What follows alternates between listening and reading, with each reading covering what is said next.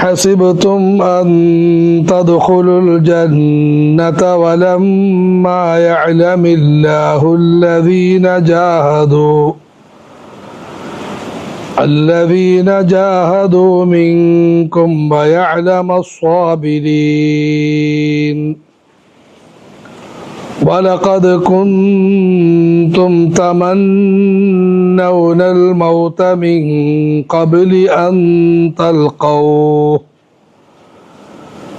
فقد رأيتموه وأنتم تنظرون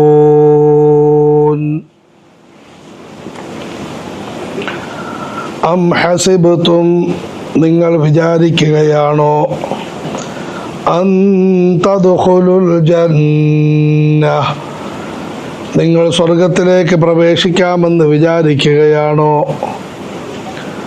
വലമ്മാ യഅലമില്ലാഹു അല്ലദീന ജാഹദൂ മിൻകും നിങ്ങളിൽ നിന്നും ത്യാഗപരിശ്രമങ്ങൾ ചെയ്തവരെ അല്ലാഹു മനസ്സിലാക്കാതെ വയഅലമ സ്വാബിരീൻ നിങ്ങളിൽ സഹനതയുള്ളവരെയും മനസ്സിലാക്കാതെ നിങ്ങൾ സ്വർഗത്തിൽ പ്രവേശിക്കാമെന്ന് വിചാരിക്കുകയാണോ വലഖദ് കുന്തും തമന്നൗൻ നിങ്ങൾ മുമ്പ് മോഹിച്ചിരുന്നു അൽ മൗത്ത് മരണത്തെ മോഹിച്ചിരുന്നു മിൻ ഖബ്ലി അൻ തൽഖൗ നിങ്ങൾ അതിനെ കണ്ടുമുട്ടുന്നതിന് മുമ്പ് മോഹിച്ചിരുന്നു ഫഖദ് റഅയ്തുമൂ ഇപ്പോൾ നിങ്ങൾ അതിനെ കണ്ടിരിക്കുന്നു വഅൻതും തൻദുറൂൻ നിങ്ങൾ നോക്കുന്നവരായ നിലയിൽ അതിനെ കണ്ടുമുട്ടിയിരിക്കുന്നു ആദരവായ റസൂലുള്ളാഹി സ്വല്ലല്ലാഹു അലൈഹി വസല്ലം ഈ ലോകത്തെ ഏറ്റവും വലിയ സത്യവാനായ വ്യക്തിത്വമാണ്. റസൂലുള്ളാഹി സ്വല്ലല്ലാഹു അലൈഹി വസല്ലമയോടൊപ്പം സഹവാസത്തിന് സൗഭാഗ്യം ലഭിച്ച സഹാബ മഹത്തുക്കളും വലിയ മഹാന്മാരാണ്.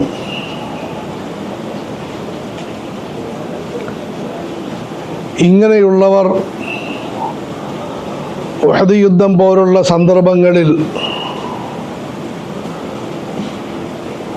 പ്രയാസങ്ങളിലും പ്രശ്നങ്ങളിലും അകപ്പെട്ടത് എന്തുകൊണ്ടാണ് എന്നൊരു സംശയമുണ്ടായേക്കാം. നമുക്കും ജീവിതയാത്രയ്ക്കിടയിൽ എന്തെങ്കിലും പ്രയാസങ്ങൾ വന്നു കഴിഞ്ഞാൽ പടച്ചവനെ ഞാൻ നല്ല മാർഗത്തിലായിരിക്കെ എന്തുകൊണ്ടാണ് ഈ പ്രയാസങ്ങൾ വരുന്നത് എന്ന ചിന്ത വരാറുണ്ട്. അല്ലാഹു തആല ഈ ആയത്തിലൂടെ ആദ്യം അതിന് മറുപടി പറയുകയാണ്. മനുഷ്യന് രണ്ട് സാഹചര്യങ്ങൾ ഉണ്ടാകും. ഒന്ന് അനുകൂല സാഹചര്യങ്ങൾ, നല്ല സമ്പത്ത്, നല്ല ആരോഗ്യം, നല്ല കുടുംബം, ശത്രുക്കൾ ആരുമില്ല, പ്രയാസങ്ങളും പ്രശ്നങ്ങളും ഏതുമില്ല.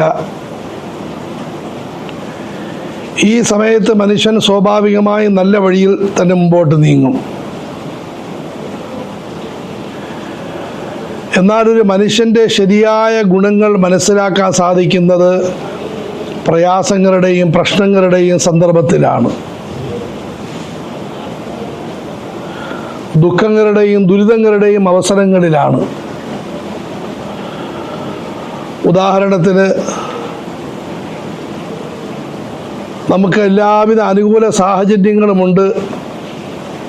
ആ സമയത്ത് പാഠം പഠിക്കുന്നതിൽ വലിയ അത്ഭുതമൊന്നുമില്ല. നല്ല നിലയിൽ കഴിയുന്നതിൽ വളരെ നല്ല കാര്യമാണ്. പക്ഷെ അതിൽ വലിയ അത്ഭുതമൊന്നുമില്ല. ആ സമയത്ത് മോശമായി കഴിയുന്നതിലാണ് അത്ഭുതം. എന്നാൽ എന്തെങ്കിലും പ്രയാസങ്ങൾ വന്നു, പ്രശ്നങ്ങൾ വന്നു, ഈ സമയത്താണ് നമ്മളുടെ ഗുണങ്ങൾ ശരിക്കും പരിശോധിക്കപ്പെടുന്നത്. അതുകൊണ്ട് അല്ലാഹു തആല പറയുന്നു, പടച്ചവൻ ഈ അവസ്ഥകൾ വെച്ചത് നിങ്ങളിൽപ്പെട്ട നല്ല ഗുണമുള്ള വ്യക്തികളെ രേഖാമൂലം തിരിച്ചറിയുന്നതിന് വേണ്ടിയാണ്. അല്ലാഹു തആലയ്ക്ക് തെളിവുകളൊന്നും ഇല്ലാതെ തന്നെ ആര് എത്ര നന്മയിലാണ് തിന്മയിലാണെന്നറിയാം. പക്ഷേ മറ്റുള്ളവരും കൂടി മനസ്സിലാകുന്ന നിലയിൽ കാര്യങ്ങൾ മനസ്സിലാക്കുന്നതിനാണ് അല്ലാഹു തആല ഇപ്രകാരം ചെയ്തതെന്ന് പറയുന്നു. അം ഹസിബ്തും അൻ തദ്ഖുലുൽ ജന്നഹ്, നിങ്ങൾ തീർത്തും അനുകൂല സാഹചര്യങ്ങളിൽ ഒഴുക്കിനൊത്ത് നീന്തി അങ്ങ് സ്വർഗത്തിൽ പ്രവേശിക്കാമെന്ന് വിചാരിക്കുകയാണോ? വലമ്മാ യഅലമില്ലാഹു അല്ലദീന ജാഹദൂ മിൻകും വയഅലമസ് സ്വാബിരീൻ, നിങ്ങളിൽ ആരാണ് ത്യാഗമനുഷ്ഠിക്കുന്നത്, ആരാണ് ഏത് സാഹചര്യത്തിലും നന്മയിൽ ഉറച്ചു നിൽക്കുന്നത് എന്ന് അല്ലാഹു രേഖാമൂലം മനസ്സിലാക്കാതെ നിങ്ങൾ സുഖമായി സ്വർഗത്തിൽ പ്രവേശിക്കാമെന്ന് വിചാരിക്കുകയാണോ? സ്വർഗം ഒരു അമൂല്യ സമ്പത്താണ്. അത് ലഭിക്കുന്നതിന് ചില ഗുണങ്ങൾ ആവശ്യമാണ്. ഇതേ കാര്യം പരിശുദ്ധ ഖുർആന്റെ വേറെ ഭാഗങ്ങളിലും അല്ലാഹു പറയുന്നുണ്ട്. സൂറത്തുൽ അൻകബൂത്തിന്റെ തുടക്കം തന്നെ അഹസിബന്നാസു അൻ യുത്റകൂ അൻ യഖൂലൂ ആമന്നാ വഹും ലാ യുഫ്തനൂൻ, ഞങ്ങൾ സത്യവിശ്വാസം സ്വീകരിച്ചു എന്ന് പറഞ്ഞതിൻ്റെ പേരിൽ പരീക്ഷണമൊന്നുമില്ലാതെ ജനങ്ങളെ വെറുതെ വിടുമെന്ന് വിചാരിക്കുകയാണോ? വലഖദ് ഫതന്നല്ലദീന മിൻ ഖബ്ലിഹിം, അവർക്ക് മുമ്പുള്ളവരെ പരീക്ഷിച്ചിട്ടുണ്ട്, നിങ്ങളെയും പരീക്ഷിക്കും. അതുകൊണ്ട് അല്ലാഹു തആല ആർക്കെങ്കിലും പ്രയാസങ്ങളും പ്രശ്നങ്ങളും കൊണ്ടുവരുന്നത് അവർ കൊള്ളാത്തവരാണ്, അല്ലെങ്കിൽ പടച്ചവൻ അവരോട് ഇഷ്ടമില്ല എന്നതിൻ്റെ അടയാളമല്ല. മറിച്ച് അള്ളാഹുവിൻ്റെ പരിശോധന നടക്കുകയാണ്. ഈ സമയത്ത് നിങ്ങൾ എത്രമാത്രം ഉറച്ചു നിൽക്കുന്നു,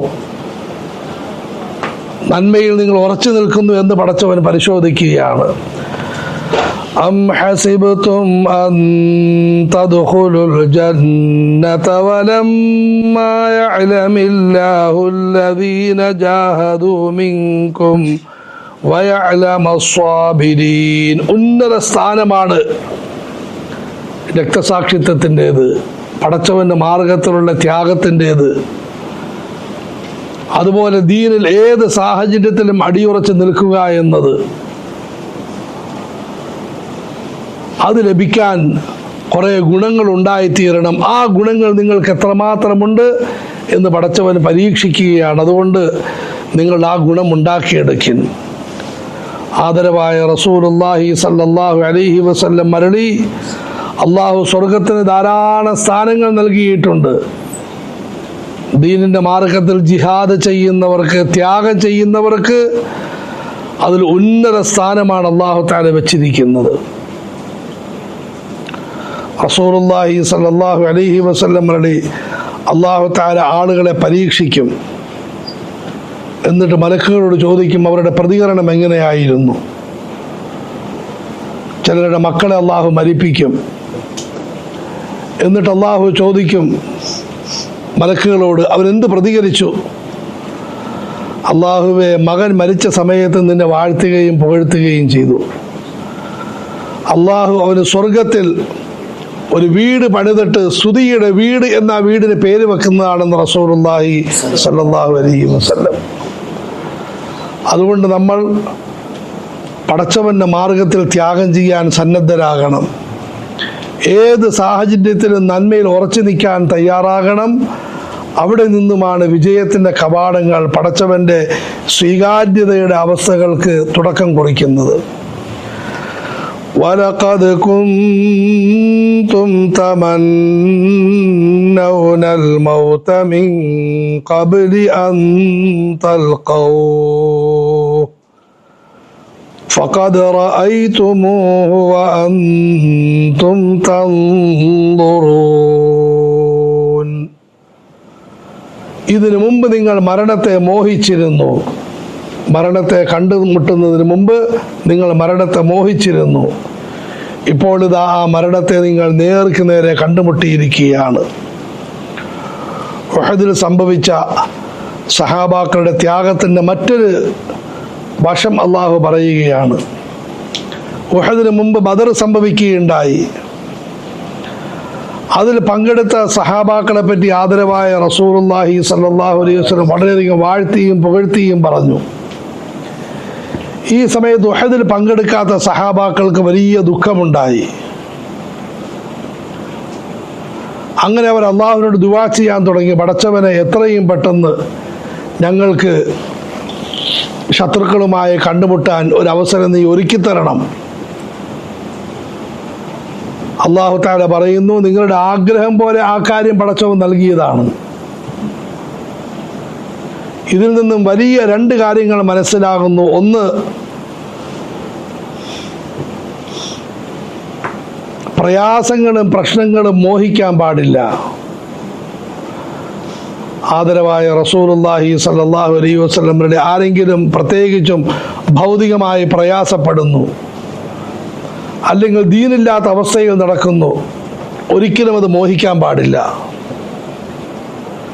മറിച്ച് അള്ളാഹുവിനോട് ദുആ ചെയ്യണം. അള്ളാഹു, നിനക്കാണ് സ്തുതി, ഈ അവസ്ഥയത്തോടും എന്നെ കാത്തുരക്ഷിച്ചു. എന്നിട്ട് തികഞ്ഞ ജാഗ്രത പുലർത്തണം. വേറെ ഒന്നുണ്ട്, ആരെങ്കിലും നന്മയുടെ വഴിയിൽ ത്യാഗം ചെയ്യുന്നു, നല്ല വഴിയിൽ കൂടി സഞ്ചരിക്കുന്നു, അതുപോലെ മോഹിക്കുന്നതുകൊണ്ട് കുഴപ്പമില്ല. രണ്ട് വ്യത്യാസമുണ്ട്. അപകടങ്ങൾ ക്ഷണിക്കരുത്, വിളിച്ചു വരുത്തരുത്. റസൂലുള്ളാഹി സ്വല്ലല്ലാഹു അലൈഹി വസല്ലം അരുളി, നിങ്ങൾ ആരും മരണത്തെ മോഹിക്കാൻ പാടില്ല. ഇനി വല്ലാത്ത ദുഃഖവും പ്രയാസവും ഉണ്ടായാൽ ഇപ്രകാരം ദുആ ചെയ്യും: അല്ലാഹുമ്മ ജഅലിൽ ഹയാത സിയാറത്തൻ ലി ഫീ കുല്ലി ഖൈർ വജഅലിൽ മൗത റാഹത്തൻ ലി മിൻ കുല്ലി ശർ. പടച്ചവനെ, നന്മകൾ അധികരിപ്പിക്കാൻ നീ എനിക്ക് ജീവനം തരണമേ, തിന്മകളിൽ നിന്നും രക്ഷപ്പെടാൻ നീ എനിക്ക് മരണം നൽകണമേ എന്ന് ദുആ ചെയ്യും. ഇതുപോലെ ഹദീസിൽ വേറെ ദുആയുണ്ട്: അല്ലാഹുവേ, നിന്നോട് ഞാൻ ചോദിക്കുന്നു, എന്നുവരെയും ജീവിച്ചിരിക്കൽ നന്മയാണോ അന്ന് വരെ നീ എന്നെ ജീവിപ്പിക്കണം, എന്നാണോ മരണം നല്ലത് അന്ന് നീ എന്നെ മരിപ്പിക്കണം. ഇങ്ങനെ ദുആ ചെയ്യാം. അല്ലാതെ പടച്ചോനെ നീ എന്നെ മരിപ്പിക്കണം, അള്ളാഹു നിന്നെ നശിപ്പിക്കട്ടെ, ഇങ്ങനെയുള്ള വാക്കുകൾ സ്വന്തമായിട്ടോ ഭാര്യ, മക്കൾ, കൂട്ടുകുടുംബാദികൾ ഇവരുടെ വിഷയത്തിലോ പറയാൻ പാടില്ല. വലഖദ് കുൻതും തമന്നൗനൽ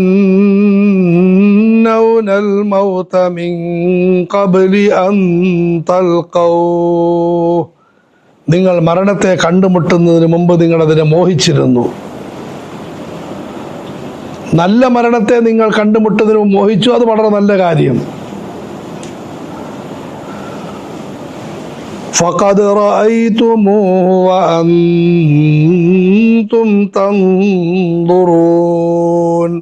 നിങ്ങളുടെ ആ മോഹത്തിൻ്റെയും പ്രാർത്ഥനയുടെയും ഫലമായിട്ടാണ് അള്ളാഹു നിങ്ങൾക്ക് ഉഹദിൽ ഈ ത്യാഗം തന്നത്. ഇപ്പോൾ നിങ്ങൾ വിഷമിക്കേണ്ട ആവശ്യമില്ല എന്ന് അള്ളാഹു അറിയിക്കുന്നു. അതുകൊണ്ട് അപകടങ്ങൾ വിളിച്ചു വരുത്തരുത്, തെറ്റായ മോഹങ്ങൾ ഒരിക്കലും പാടില്ല, ആരെ പറ്റിയും പ്രാക്കും ശാപവും നടത്തരുത്. എന്നാൽ നല്ല പ്രാർത്ഥനകൾ നടത്താവുന്നതാണ്. ആരെങ്കിലും കഠിന രോഗമായി ഇനി ജീവിക്കാൻ സാധ്യതയില്ല, അവിടെ ദുആ ചെയ്യാം: അല്ലാഹുവേ, ഏതാണോ ഖൈറ് നീ അത് തീരുമാനിക്കണം. അല്ലാതെ ആരെക്കുറിച്ചും നമ്മെക്കുറിച്ചും മോശമായ ആഗ്രഹങ്ങൾ ഇത് നടത്താൻ പാടില്ലെന്ന് ഈ ആയത്ത് മനസ്സിലാക്കി തരുന്നു. അള്ളാഹു നമുക്ക് എന്നുവരെയും ജീവിതമാണോ ഖൈറ്, അള്ളാഹു ജീവിതം വർദ്ധിപ്പിച്ചു തരുമാറാകട്ടെ. എന്നാണോ മരണം ഉത്തമം, അള്ളാഹു അപ്പോൾ നമ്മളെ ഈമാനോടുകൂടി മരിക്കാനുള്ള സൗഭാഗ്യം നൽകുമാറാകട്ടെ.